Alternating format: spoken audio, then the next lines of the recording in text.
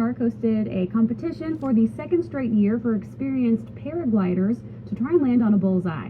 Outdoor reporter Steve Dent went to the Accuracy Cup to showcase what it takes to soar like an eagle and how Idaho is helping grow this extreme sport in the United States.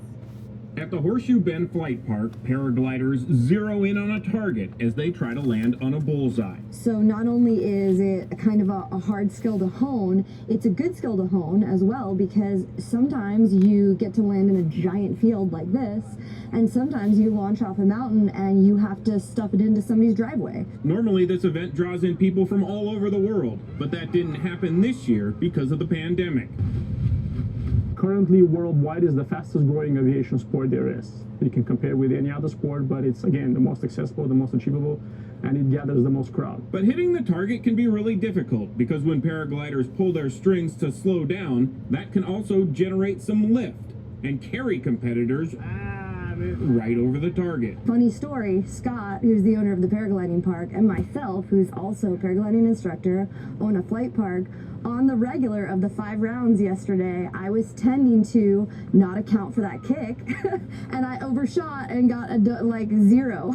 Accuracy contests happen all around the world on a regular basis, but the U.S. has lagged behind. In fact, the Horseshoe Bend Flight Park is the only one hosting international competitions in America. The place is awesome. The place is awesome. I've been to flight parks and flight schools and, flying regions and popular spots around the world, maybe in 20 plus countries. This is one of the best ones because the facilities are right here, awesome for camping right here, so it's very welcoming and accommodating place.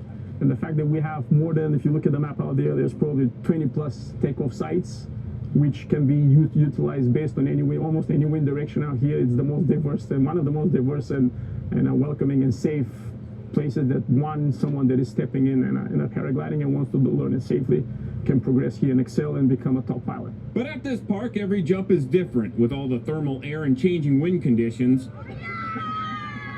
But it also makes for a fun event, and some newer paragliders ended up beating their instructors in this competition. And they're clearly excelling at what they do, and it's just like, coming from an instructor standpoint, I'd rather lose the race and watch these guys win and excel. Which also helps grow the sport.